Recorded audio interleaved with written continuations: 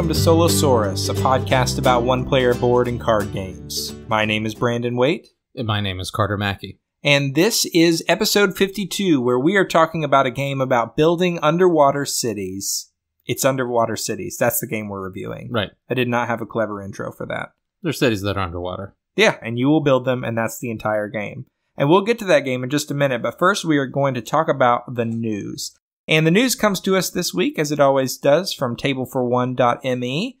And as a couple of people noted after last episode, I probably should have done a news section instead of just skipping it, because there has actually been a lot of news out there. Lots of Kickstarters like Arena the Contest and Genotype and the new Kanban Kickstarter are all going on. So thank you to those who pointed that out. I'm sorry I did not cover the news in detail last time, but we're going to do it this time, and we are going to start with a new game from Uwe Rosenberg. Actually, two new games from Uwe Rosenberg that have been announced. The first is New York Zoo. This is a polyomino game with very colorful, bright, cartoony artwork that does not look anything like an Uwe Rosenberg game on the outside. Coming to us from Capstone Games in 2020.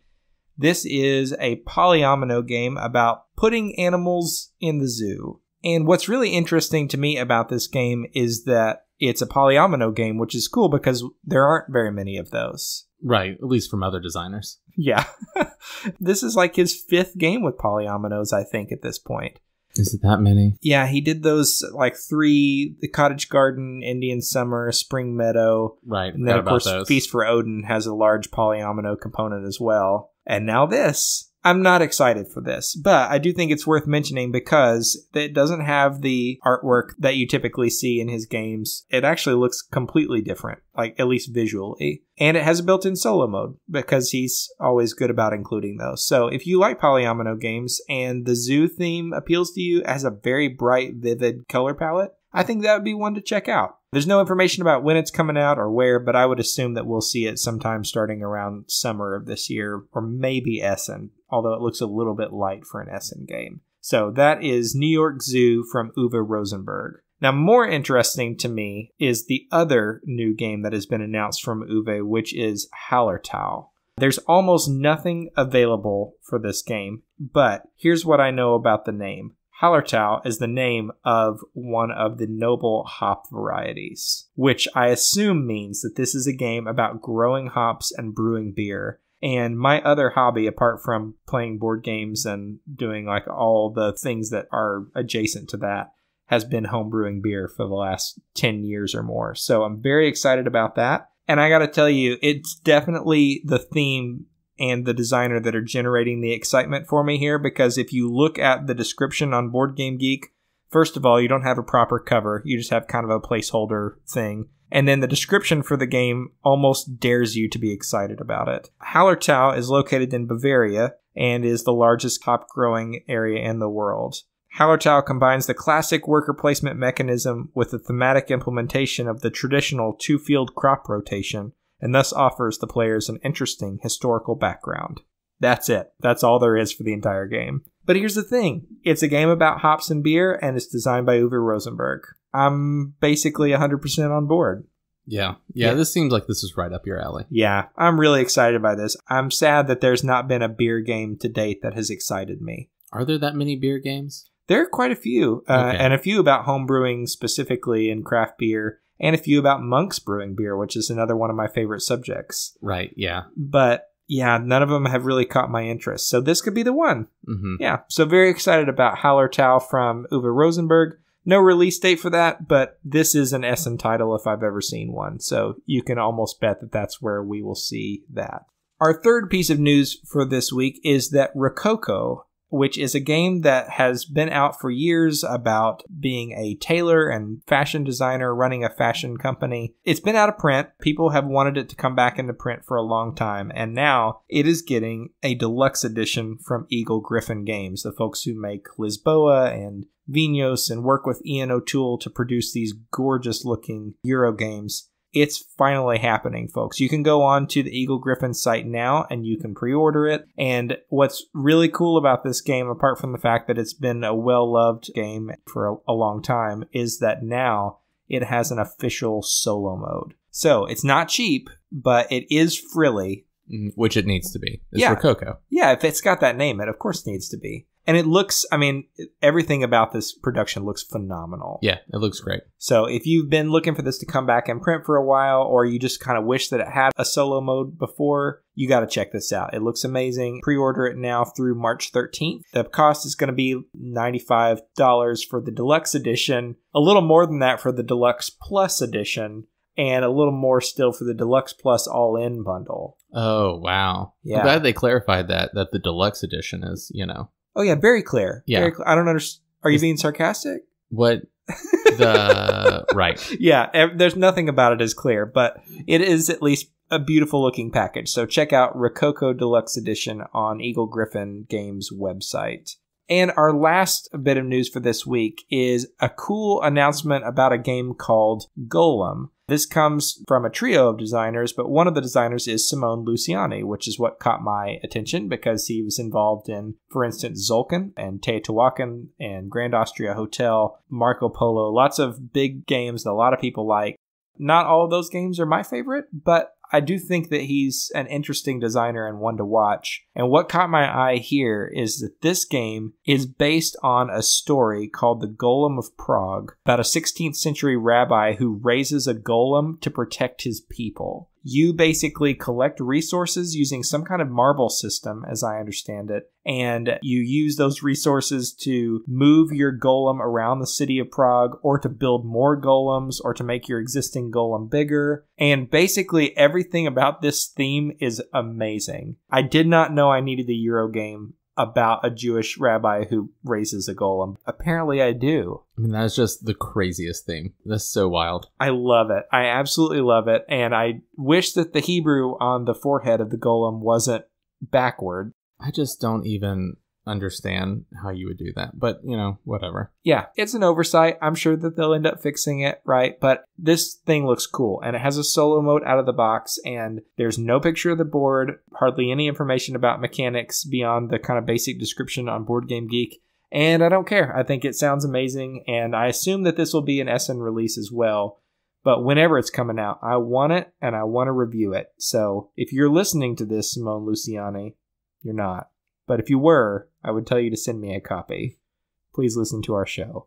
Anyway, that is Golem from Cranio Creations Games and designer Simone Luciani. And that's all we've got for the news this week. Before we get into the review, we just want to give a quick shout out to our sponsor for this episode, which is Stone Valley Games. If you've been listening to the show for the last few weeks, you'll know that Stone Valley Games has been an awesome partner for us. They have sponsored giveaways for Paladins of the West Kingdom, and actually for Underwater Cities, which we just gave away on our last episode. They have provided us with review copies. They've just been excellent partners for us.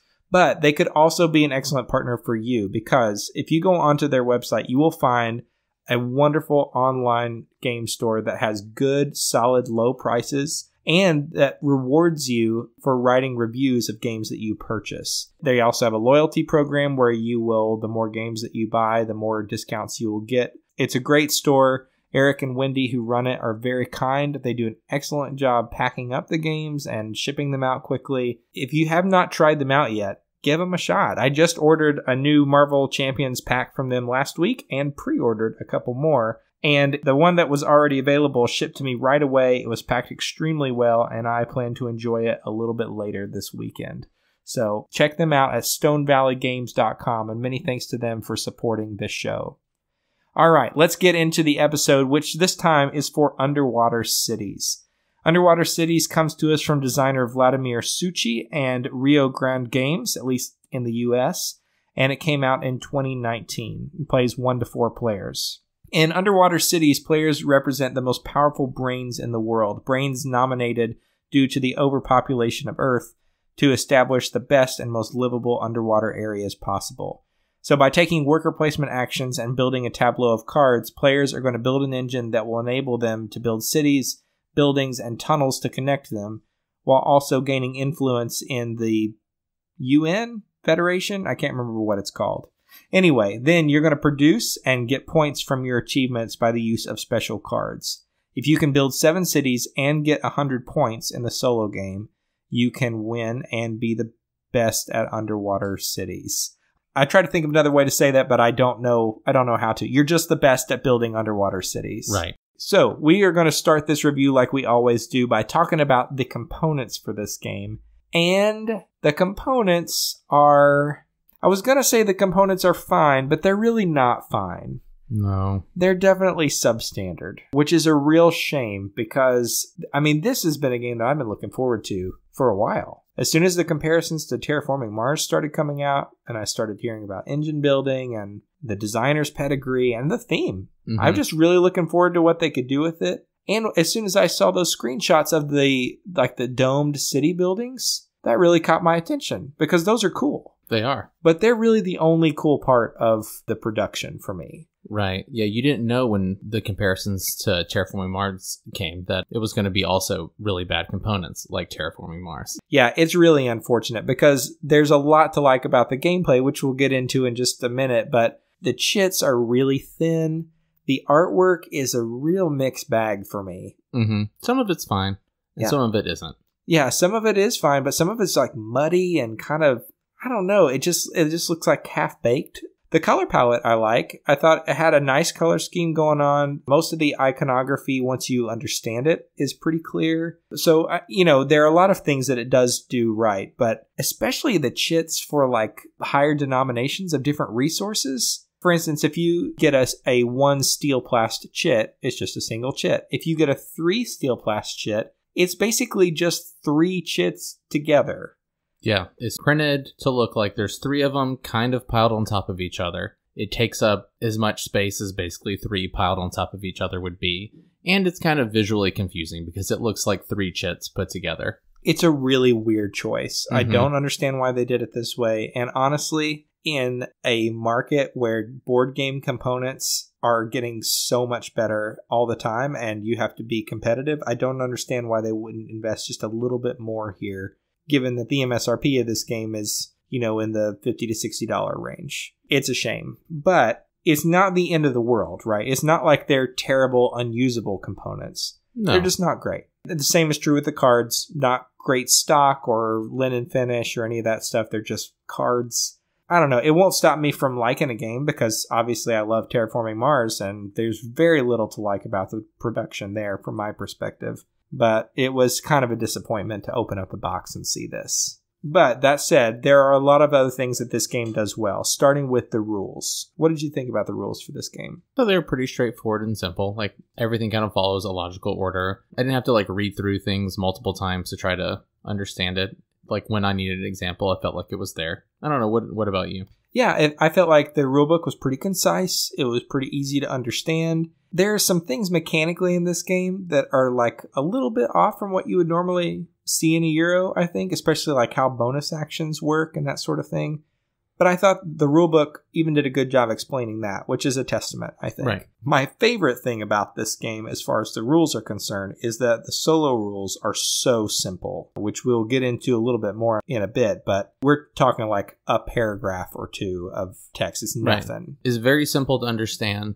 I don't know why the setup rules for the solo version isn't with the rest of the setup rules, given how simple they are. But whatever. That's obviously a really hard mental hurdle for people to overcome. Yeah, this is a recurring problem for us in our reviews. I don't know why you can't just say right there in the setup rules, here's how you would set up for a solo game, instead of making me flip back and forth. But whatever. That is a thing that we've almost got to just get used to at this point because people keep making the mistake over and over. Otherwise, though, apart from the fact that there's a lot of iconography, I didn't feel like there was a page that just explained exactly what all the iconography was. I would have liked that. Apart from that, I felt like the rules were pretty simple and easy to understand. And that leads to a game that plays very smoothly. All the turns have a good clip to them as far as it's even and smooth. It's not janky. You keep pace pretty well. It's a nice running game. Yeah, I think it is. And the reason it runs so well is because at its core, it's a worker placement game. And a very simple one at that, because you have 3 workers that you're going to be able to put down on your turn. And at least when you're playing solo, there are only 12 worker placement spots. It's not like you're staring at a Feast for Odin board trying to figure out where to go, right? The icons for the actions are very large and very clear. They make the worker placement spot thing not an overwhelming experience. Yeah, I kind of didn't really realize or think about it being a worker placement game until I started playing it, and I was like, oh yeah, you're just choosing these actions. It's nice, it's simple, and they feel good. They're good actions to take.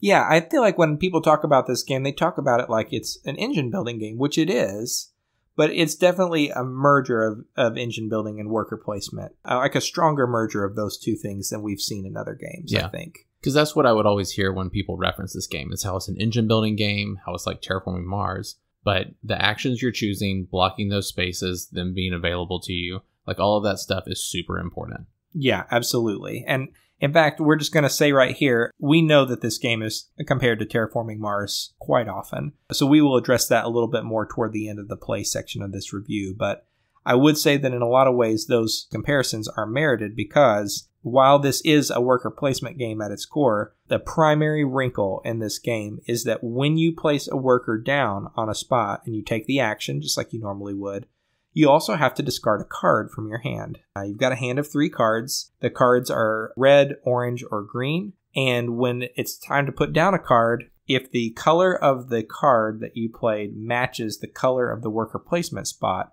then you also get to take the action or get the benefit, or however you want to say it, of what's on that card. Otherwise, you just discard the card, which you definitely don't want to do. But that means that if you can play down a card that matches the worker placement action, you're essentially getting like a boosted action or even a second action, depending on what the card is. And the combos that you can get out of that are pretty extreme. That's what makes this game feel different from other worker placement games to me. Absolutely. The way the cards interact with that, I never felt overwhelmed kind of thinking or planning out around with how I was going to spend my 3 actions. It was just enough, like, I guess, crunch in it of like, okay, what order do I want to take these actions? What can I get from this that will help me do other things? Or maybe like, what are bigger turns that I could take?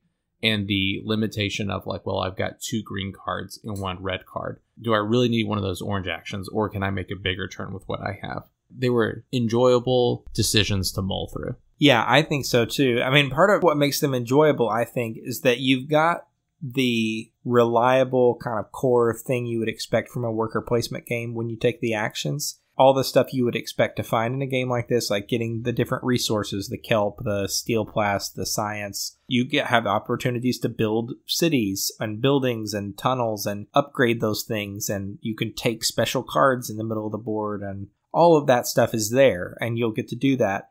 That already feels satisfying because the benefits that you get from taking a worker placement spot here feel like they're a little less stingy with what they give you when you take those actions anyway, compared to other games of this type. But then the fact that also I can play down a matching card on top of that feels really good to me. That combined together, I just don't think I've ever seen that done in another game. Somebody will probably comment and tell me another one where this has been done, but yeah, it feels unique. Yeah, absolutely. I can't think of a game that does it quite the way this does. I mean, it seems different enough or novel in a very satisfying way. Yeah, I think so. And because those cards are so useful, that also means like the hand management aspect of this game is brutal. It is extreme, almost to the level of what you would find in a Terraforming Mars, because you can draw more cards during the course of your turn, and you'll really want to, because you would really like to have one of each color card, or at least that's what I would prefer, because that gives you the flexibility to be able to take any action on the board and still play down a card. But at the same time, when it's your turn, you're going to have to discard down to 3 cards. And all the stuff on these cards is awesome. The choice then becomes, how do I pick the thing that goes best with the strategy that I'm taking for this game? Yeah, absolutely. So all of that is cool. And it's a good thing that these moves are effective and feel powerful, because if you're playing the solo game here, which is where we're going to focus throughout the review, because I've not actually played this multiplayer, when you're playing the solo game, you need to get 100 points and build 7 of those 9 cities in the course of one game, and that is brutal. Man, I mean, it's one of those things, whenever you're playing a solo game and it gives you like a score threshold, it can really be all over the map. Sometimes those are like laughably easy to do, and sometimes they are brutally hard. Yeah, whenever I started playing the game and it was just like, well, I've earned 1 point and it's round 3, got 7 more, hope I get there. Man, yeah, it is challenging to get those points. It is. Like, if you're going to have any hope of doing it, basically there are these handful of cards that come out at the beginning of the game that cost 3 credits or money to be able to play down and actually use. Plus, you have to take the action to draft them. But when you do, then you've got basically an in-game scoring bonus. So maybe for every 2 kelp that you've got left over at the end of the game, you get extra points for those, more than what you would get just from normal in-game scoring.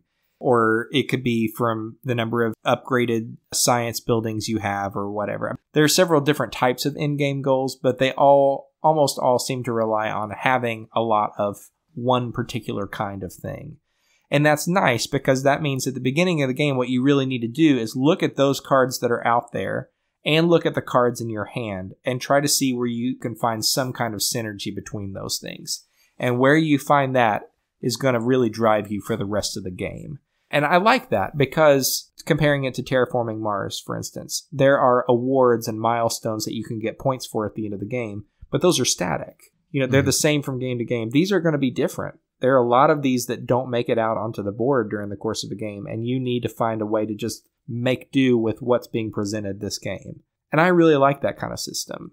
Yeah, it's a cool system because obviously with like Terraforming Mars, you have the variability of the deck drawing and then also just what corporation you start off with, organization. Where there's some variability in the setup, but it's still kind of oriented around long-term goals, like your individual board and what victory points you can get from connecting to like the main metropolis city through building your underwater cities, and then also those in-game cards that come out that are drawn randomly. Yeah, it makes it where it's like, okay, I see kind of where I want to go. How am I going to shape my engine progression and all that stuff to that while dealing with the variability of drawing cards from a deck? Yeah, and that is so good because you have like this short-term benefit that you can get from playing down cards that help you to get more actions or to like get more out of the actions that you do take. And that builds like an engine that benefits you immediately, right?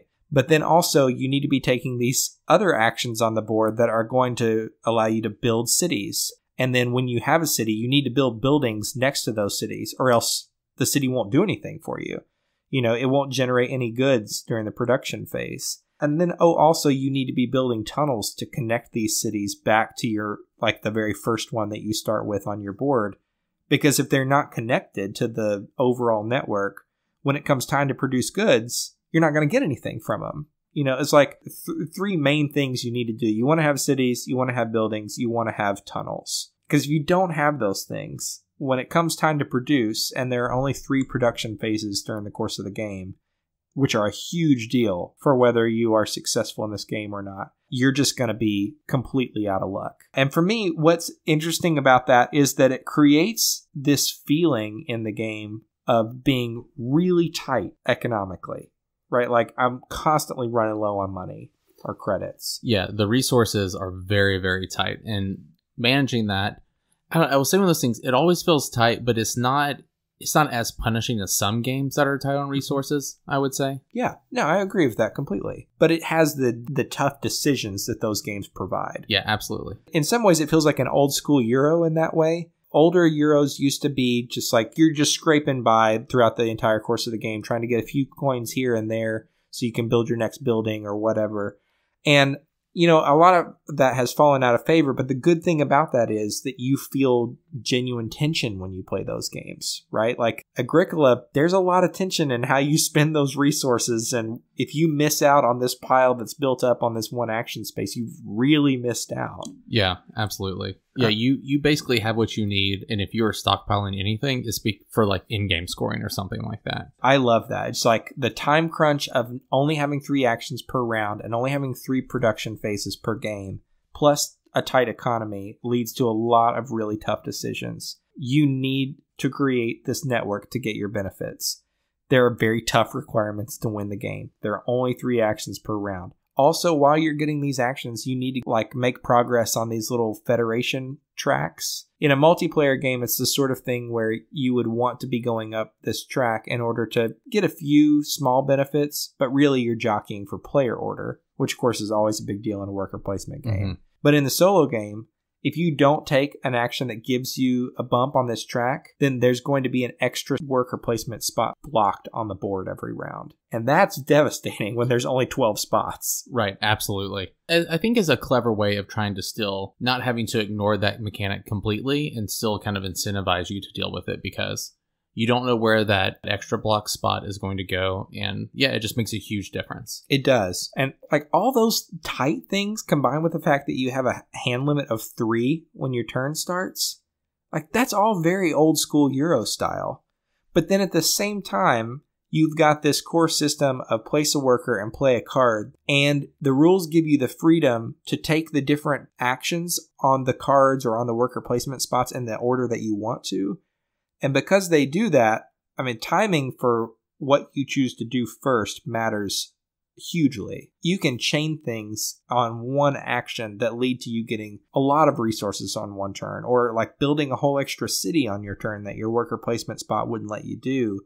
You have these big turns and big moments, or you realize like, oh, I've got, 4 or 5 different cards off to the side by the end of the game that are giving me benefits that make this action stronger for me. And so it's the best of both worlds. Of the old school, everything is tight, my decisions are tough. But then the new style Euro, where when I do take an action, I get a ton of riches from doing so. Mm-hmm. To me, that's like the perfect balance. I love that. I do think one thing that you'd mentioned was like, if we're comparing this to Terraforming Mars, the ramp up is not as intense. No. Part of one of the things I love about Terraforming Mars is how steep that engine ramping curve is. I mean, it starts going at a pretty good clip early on, and then I feel like it just really takes off, and it feels awesome.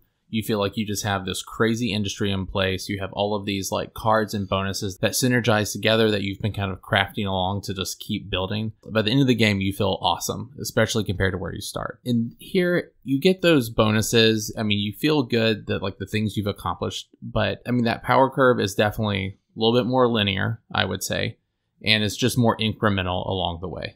Yeah, and for some people, that will be better. I mean, Terraforming Mars is extremely tight at the beginning of the game. And even toward the end of the game, I think even when you have a ton of money, you still have a hard time deciding which cards you're going to play down, because you can run out of money very quickly. But here, it feels just even tighter. Yeah, and the growth not as explosive. Yeah. But for a lot of people, that will be preferable. So it's just something to think about going in. But I do like the pace of this game overall. And I do feel like there's a good sense of growth from beginning to end. Especially like when you hit one of those spots on your board where you put down a city and you have a bonus for having built there. Mm-hmm. Or you get twice as much production of this one type of building that you've got down. Or you connect finally to there are these 2 tiles on your board at the start of the game that you can connect your cities to that are like, they're on the shore, and you get points at the end of the game or a one-time bonus from them. And like all that stuff feels so combo-y and good,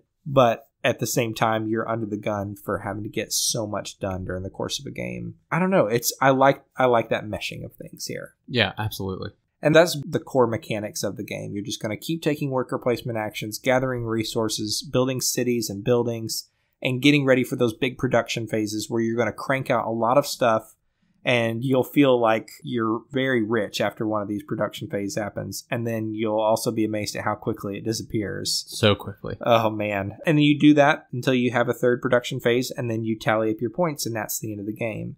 One thing that I especially love about this is that when you're playing this game solo, there's almost nothing more to add in order to play this solo. Man, that is the best part. You just get to go at it at just a good clip. What turns am I going to take? You do that, and all you're doing is the other player is basically blocking spots for you, and you just move those 3 block spots over one going clockwise. It's just so simple, it takes no thought, and I would say it's still a really satisfying game. Yeah, it's nice to me that you know which spots are going to be blocked at the beginning of the round, and you know what's going to be blocked next round, so you can plan ahead a little bit, but without all of the extra work of figuring out, like you often do with an automa system, like which spot are they going to block this round, and like do they collect anything for that or no, or I like there's just no extra work to it.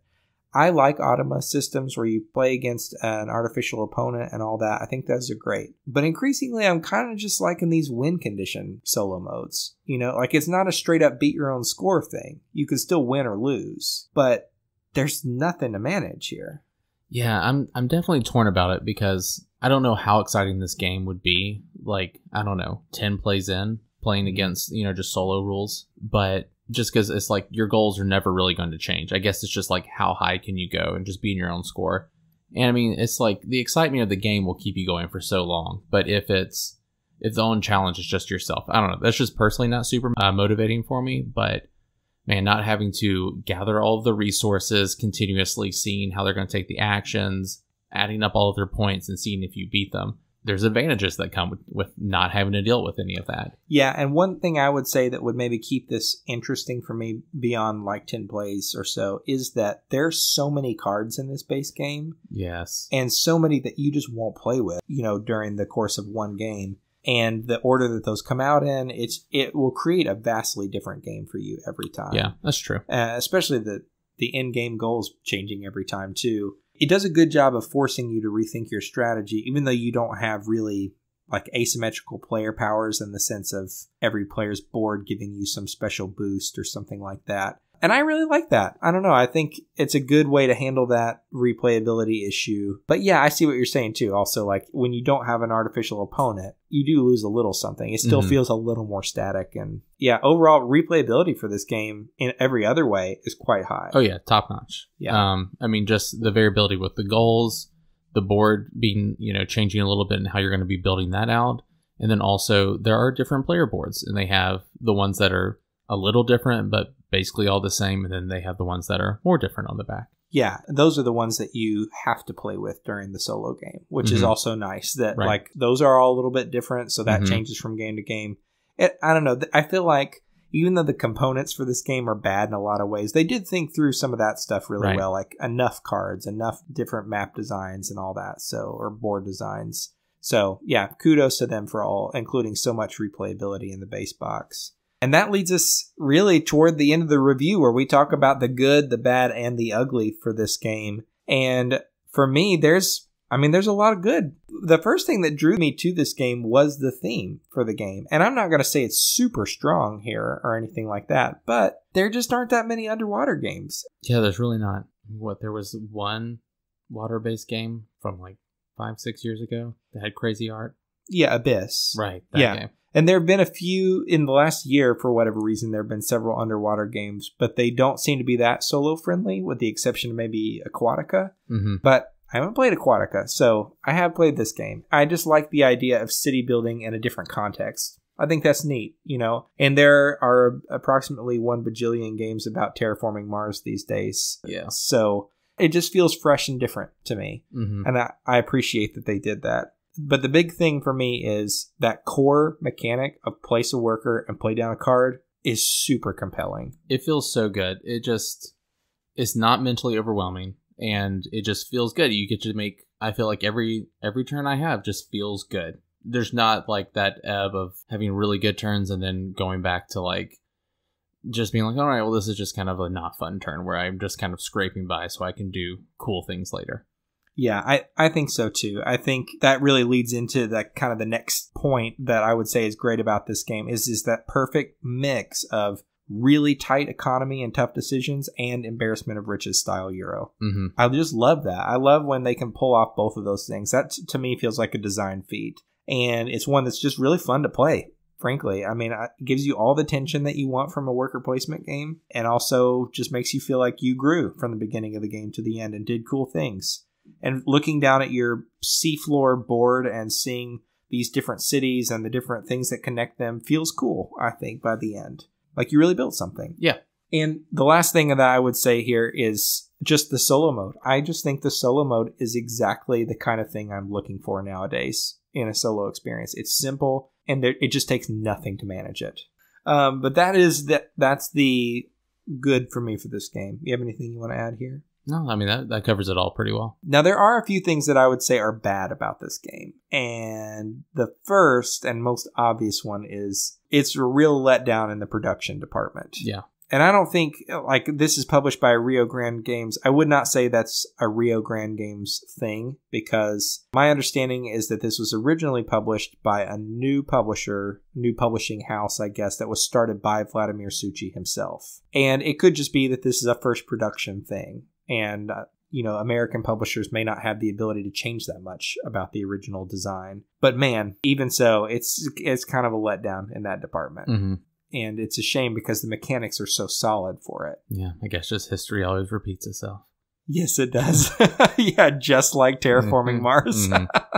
Yeah, so that part is kind of a letdown for me. And also, this is not something that I've personally experienced, but I'm going to mention it here because it seems to be kind of a well-known or discussed thing on the BGG forums.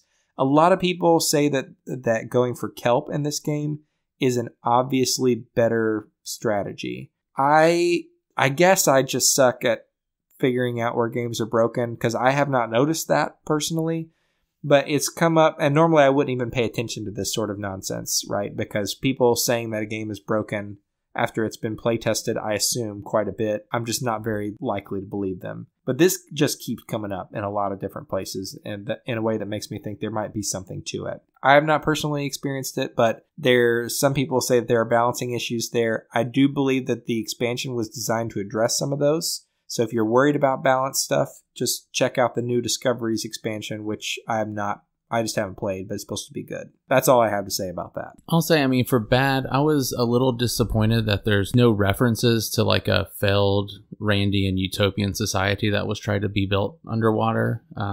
Yeah, like with little girls that can maybe give you special powers and yeah, yeah, just why not? Yeah, obviously. There was a BioShock board game a while back, and it was about the one in the sky. Oh, why would they? That's the wrong one. It's the wrong one. Yeah, the one underwater is the right one. I know. What a missed opportunity. Yeah. Otherwise, nothing bad for you? No. Okay. With the strategy thing, it's like I could see that. But to me, sure. Like, I want games, even in a solo environment, to be well balanced and like everything to feel like it has equal viability. But I see that probably being, I guess, less of a problem in solo, because if there's not someone at the table who's like exploiting one strategy over and over again, I feel like that's what really kind of makes game balance in that way. Maybe like really suck the fun out of it, but that's a good point. Yeah, it's a little bit easier to mitigate, but it's still, I don't want it to be there. No, I don't either. And like I said, I've not experienced it for myself anyway. And one other note about the bad components also, I will say that the Board Game Geek store now offers component upgrades for this game. So if you do get it and you like it, but you think, oh, these chits are the worst, you're not wrong about that. But you can go onto their site, and they have an amazing upgrade pack for this that looks awesome. So definitely check that out if that's something that you're interested in. They look really, really good. But for me, that's all the bad that there is for the game. And there's no ugly for me. I don't like the art and the components and stuff, but it's not unusable. No. And it's not, they aren't Mansions of Madness minis. No, they didn't mix photography with drawn art. No, they didn't, like they did in Trip Lock. Yeah, and for me, there's nothing ugly about this game, and there's just so much to like. Now, with respect to this game or Terraforming Mars, that's going to be the question that a lot of people have, because it's often compared, and I think fairly, compared to Terraforming Mars. They're both about building cities in places that are not hospitable. That's a good way to say it. And they do have a lot of engine building feel going on and all that. Really deck driven. Yeah, lots of cards, high replayability because of when the cards come out, right? So for you, is there an obvious winner between those two for your taste? I don't want to say it's like an obvious winner, but I think between playing these two games, I would choose Terraforming Mars most of the time. And that's not really from any lack of anything on Underwater Cities. Some of the systems in Terraforming Mars feel a little bit tighter to me, and I enjoy how they all interlock. I just think the theme is like more interesting and just more fun. And I feel like the cards themselves are a little bit more thematic too. And I really enjoy that aspect of it, But I don't know. I think they're both really good games, but I think Terraforming Mars would probably scratch the same itch, like in a little bit more satisfying way than Underwater Cities would for me personally. Still think it's a great game. Would still be glad to play it. solo or with other people. But it's just like one of those personal preference things.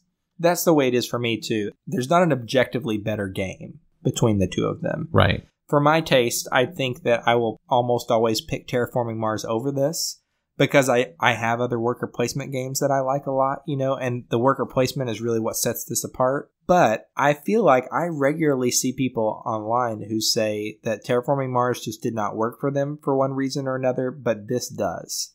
And I can totally see that. There have been other instances where I'm like, y'all are crazy if you think that Sentinels of the Multiverse is better than Marvel Champions, right? Which is something that people have said. That's wrong. It's incorrect. Don't at me. But in this case, there are a lot of similarities, but they do have enough differences that they feel distinct to me. So I do think there's room for both on most people's shelves, right? I don't get to play enough of my old games to warrant keeping both. So I'm going to hang on to Terraforming Mars instead of this one.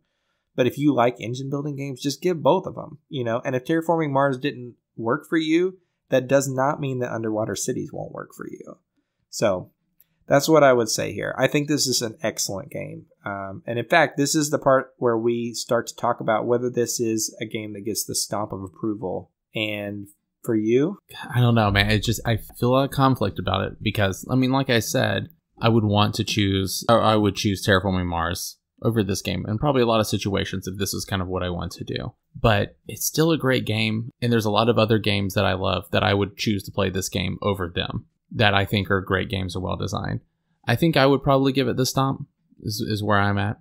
Yeah, and I think I'm going to give it the stomp as well because the thing is, it's a brilliantly designed game. It's a great Euro, and more importantly, it is a great solo Euro. Like one of the best out there, I would say, just in terms of its simplicity and its ease of play, but also the amount of depth that it has and replayability. There's just so much going on here with the different systems and building combos and all that. And even though it's not going to stay in my collection, that's because I keep an extremely lean collection by most people's standards. I have 31 games at this point. I've just whittled it down and down because we're playing new games at such a rate that it just doesn't make sense for me to hang on to stuff anymore. But that doesn't lessen how impressed I am by this game. So for people who aren't familiar, a stamp of approval game is a game that we love and really want to play again. And it is a game that we would recommend buying or playing even if you only ever played it solo.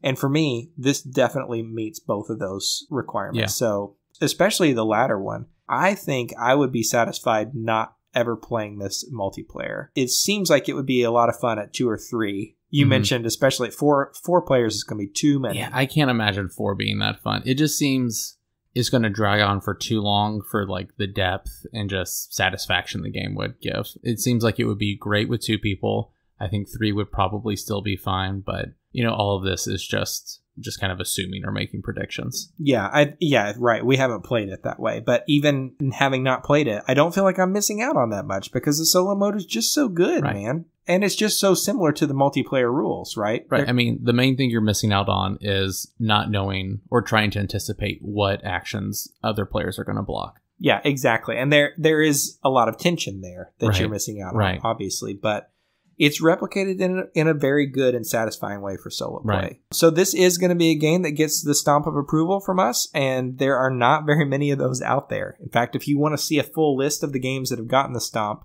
we have that on Board Game Geek. It's saved as a geek list, so go and check that out.